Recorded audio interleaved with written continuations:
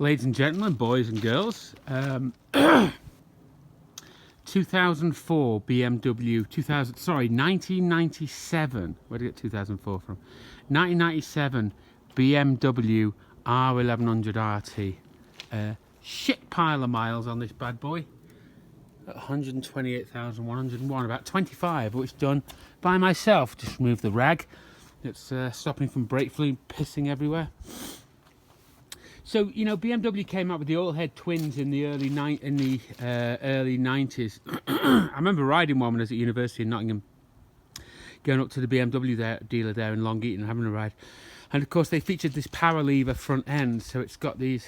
So the forks don't work like traditional forks, and the shock is buried down in the front there. So, you know, 4 valve per cylinder. Twin, you know, BMW moving away from the boxers when they came out with the bricks, and then everybody liked the boxers, so they came out with the new boxers called oil heads. They call them oil heads, and have proved to be very popular, very reliable. So, you know, sports tourer, more emphasis on the tourer than sports. This one's got the trunk option, the BMW trunk option. It does have saddlebags, they're just not on at the moment. I took them off. So, say 1100 and something horsepower, cc, somewhere around there. Horsepower, I don't know, 75, something like that. Quite a bit of torque. These are, I'm pretty sure this is fuel injected, but it's got a choke. So I guess it's almost like it's got a manual enrichment device. So yeah, so they tend to run and get quite high mileages, as you just saw. You know, so they're just a good. I mean, Brembo brakes up the front and around the back. They really are a popular bike, and there's a lot of these in Colorado, a lot with high miles and a lot out there. And obviously, Ewan McGregor and his friend Charlie, you know, launched the whole adventure sport. You know, BMW. Well, they didn't launch it, but they contributed heavily to its success. Unlucky there, KTM. If you'd given them a pair of bikes, maybe things might have been a little bit different. So, R1100RT. So I got this particular example off a friend of mine who said, hey, I've got my old RT, I bought a new one, are you interested in it? And I was like, yeah, if the price is right, and we came up with the right price. So, you know, again, you know, Tour, a lot of aftermarket accessories. This is pretty much stock, but it does have a Mayer all-day seats. So the Mayer seat. So it's funny, you undo the two seats separate, rear seat, front seat, and you take the seats off by that little thing buried in the back there. So that's the seat lock. What else has this got? Obviously nothing other than the trunk. It's all stock. It's got heated grips, and it's got ABS, and it has hazard lights as well. So there's little switches there. Nice little fuel gauge and clock, and also oil temperature, I think, rev counter. They've got these funny turn signal things. So you click the one on either side to be the turn signal, and this is the cancel, which goes up, which is kind of takes some getting used to, but it's kind of different, but kind of okay, I guess.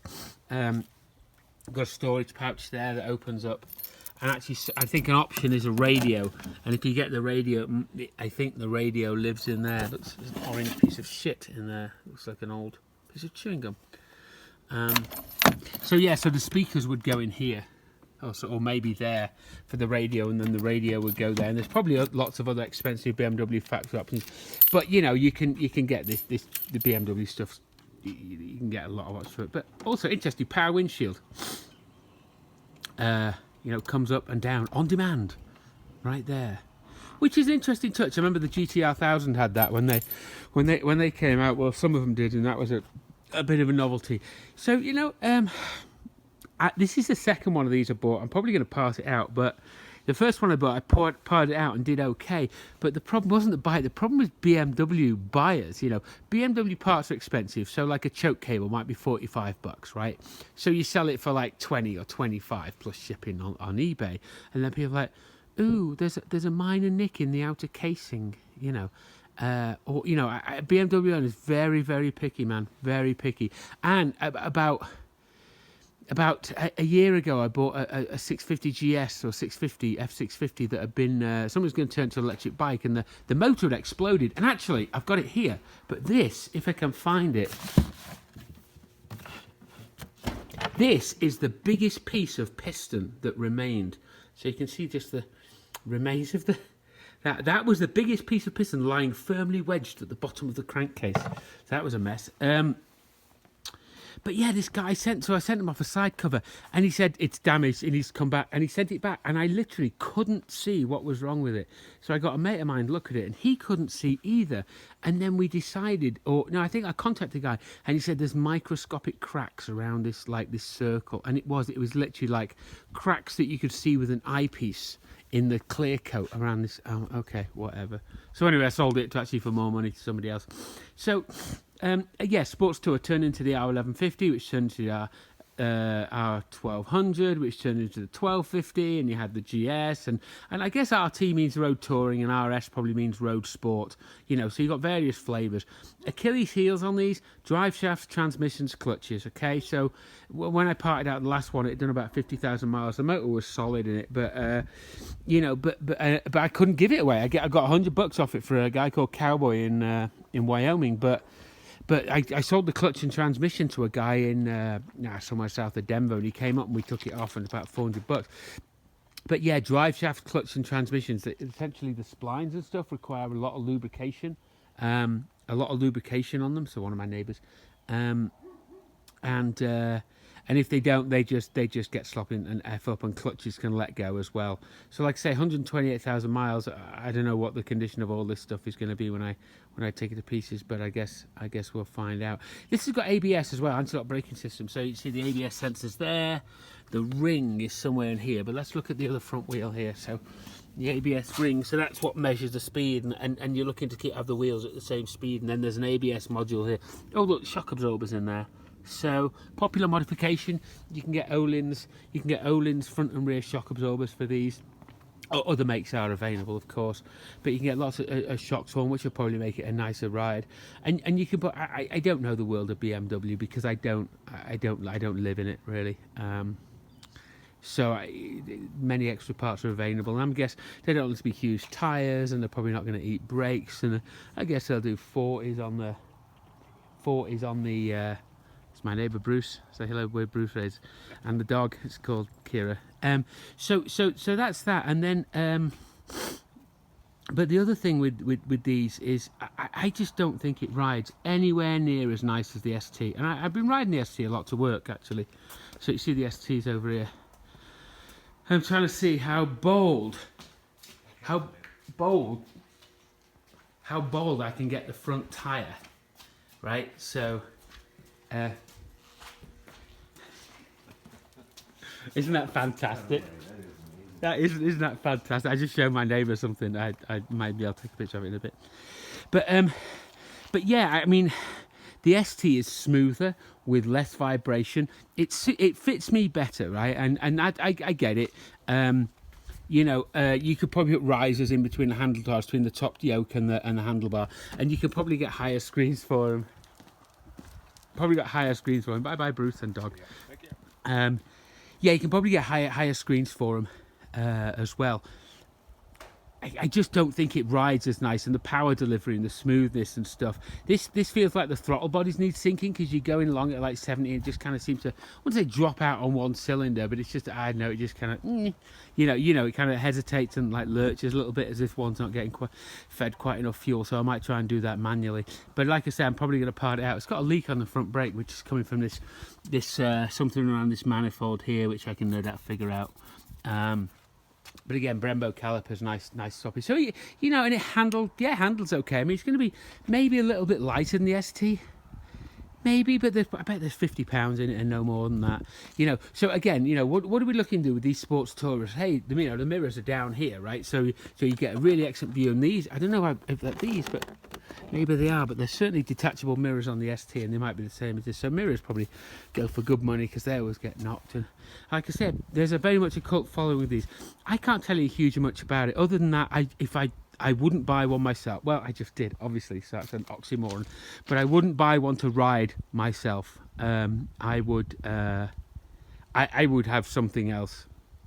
Maybe 128,000 mile example one isn't great, but I don't recall being enamoured by the last one I had either, which had only done like 50,000 miles or less than that, and had been one owner and well looked after. And it was okay, but I guess I wanted more punch out of the motor.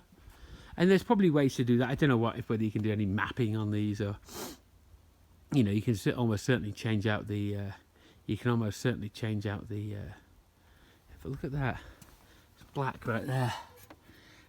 Methinks, wonder if that's oil or gas, who knows. So, oh yeah, common problem with these. So look at that. See, it's been down and that's cracked there. So these go for decent money. That one probably won't, although it's still in one piece.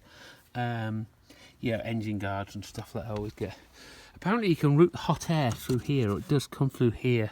I don't know whether there's some switches to change, or it just blows off the engine by default. But again, you know, so yeah, anti-lock braking system tends to work. Although, you know, you're adding quite a bit of weight there. I mean, you're adding maybe like 20 pounds or something like that for that luxury.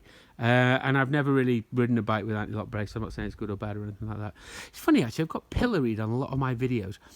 You know, get like people giving us down the banks and stuff like that for things that I've said, and you know, I just say it as I see it, man, because like, you know, people have rose tinted glasses of like Z13s and CX500 turbos from 30 fucking years ago when they hadn't ridden anything. It was their first big bike and they thought it was the dog's bollocks, you know. And it's like, you know, because anybody tells you that the KZ1300 and the CX500 are great bikes, just full of shit, you know. I mean, they just aren't. They're timepieces and period pieces, whatever, but great bikes, certainly not. You know, does that mean you can't love them? No, it doesn't. But put it in context, you know. So, like I said, maybe all the angry BMW owners will get onto me, but I haven't really given this one a hard time. It's okay, it's not my cup of tea. But you know, what's your competition to this era? Obviously, the ST11 had the C1300, the Kawasaki Concourse. I can't even remember what Yamaha. Oh, Yamaha had the FJ12 and then the FJR. And it's funny, a mate of mine rode the FJR the other day. Or rather, a year or two ago, he rode an FJR and an ST1300 literally within an hour of each other, and he said the ST was just way ahead of the Yamaha in terms of like rideability, comfort, and you know, and gear shift and stuff like that, which really doesn't surprise me. So FJR's never really been a big fan of those either. Never had one. I know, maybe I don't just don't like the way that they look either. So parts availability on these is a piece of cake, because it's all available on eBay, but be expected to pay for some of it. And again, everybody's probably chasing the same pieces. So, you know, so these plastic covers here that lose their tabs, and these here that gets cracked, and probably engine guards.